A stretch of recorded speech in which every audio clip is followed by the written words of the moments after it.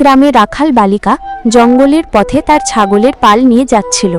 হঠাৎ দল ছুট হয়ে তার একটি আদরের ছাগল ঢুকে পড়ল গভীর অরণ্যে। সেটিকে ফিরিয়ে আনতে মেয়েটিও চলল তার পিছু পিছু সেই অন্ধকার বনানীর আরও গভীরে। সেখানে হঠাৎ তার চোখে পড়ল কিছু একটা দ্যুতি ছড়াচ্ছে।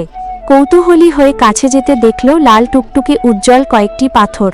পাথরগুলো যে কি অমূল্য তা সে বুঝতেই পারল না। ভাবল, এই আর এমন কি সাধারণ লালচে পাথর। মুঠো ভরে যতগুলো পারল তুলে নিল, তারপর বন থেকে বেরিয়ে এল।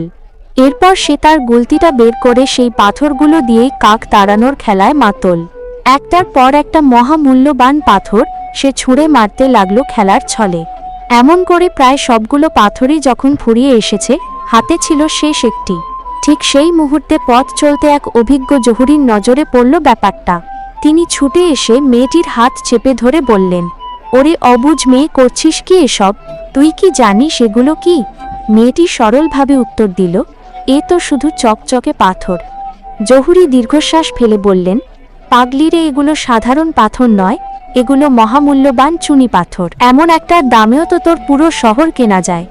কথাটা শুনে তো মেয়েটির মাথায় যেন আকাশ ভেঙে পড়ল। সে মাটিতে বসে কান্নায় ভেঙে পড়ল। জহুরি সান্ত্বনা দিয়ে বললেন, এখন আর কেঁদে কি হবে? যা হোক, একটা তো অন্তত রক্ষা পেয়েছে।